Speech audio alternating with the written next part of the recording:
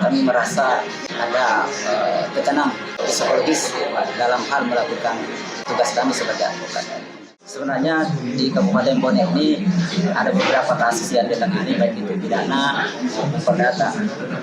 Tapi terkait dengan pidana itu ada kemarin, sebelum kemarin pelaporan kami yang tentang utang, ada memang sebelumnya yang merupakan hasil eksekusi, terus pihak yang kalah ini tidak puas terhadap itu, makanya pihak yang menang ini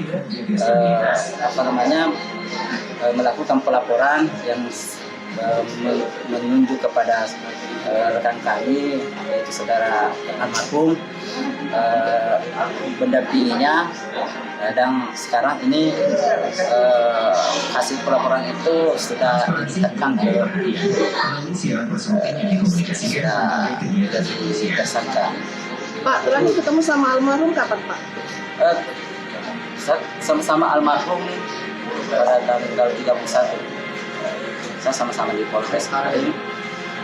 Saya sama-sama sebelum sampai asar. Setelah itu kami bergeser pergi makan sama-sama. Nggak cerita Pak, ada ancaman atau bagaimana kasus-kasus yang datang? Kalau tentang itu nggak ada cerita-cerita. Ya itu sebenarnya sangat terbuka tentang itu, dia nggak pernah cerita. Selanjutnya setelah itu kami sudah makan, kami bergeser jalan sama-sama bareng, terus mereka pulang, kami juga pulang ke tempat masing-masing. Setelah malamnya sekitar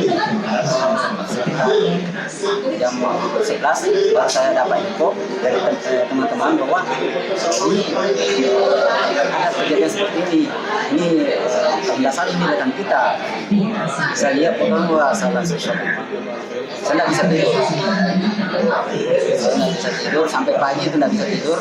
Selanjutnya saya berangkat ke Makassar. Harapannya Pak? Harapan kami menitipkan ke penegak hukum supaya ini diungkap dan ditindak setegas-tegas. Karena ini menyangkut profesi kami sebagai advokat, kami merasa ada tekanan psikologis dalam hal melakukan tugas kami sebagai advokat.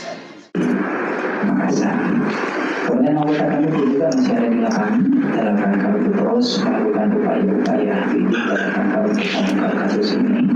Dan kemudian langkah-langkah yang kami ambil ke depan tentunya itu tadi adalah menunggu hasil resmi daripada autopsi, kemudian hasil resmi daripada laboratorium forensik.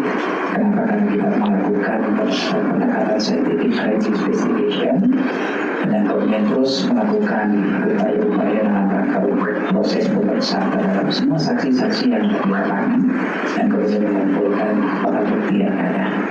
Terkait dengan motif mungkin belum kami bisa menyampaikan, nanti proses berjalan nanti setelah bukti-bukti dan kemudian juga hasil-hasil secara scientific crime investigation yang kami terima, baru nanti kami akan menyampaikan lagi kepada teman-teman, kemudian termasuk juga kepada teman-teman media terkait dengan hasil kesimpulan dari penyebab kematian daripada salah satu korban berinisial RS ini.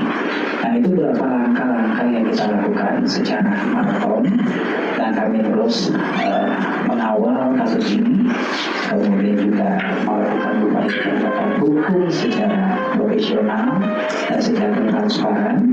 Percayakan ke kami, ke Polres Bonek bersama dengan tim kami, Reskrim, Intel, kemudian Polsek, bahkan dari Narkoba juga kita berikan untuk berada di lapangan dan berupaya untuk mengungkap ini.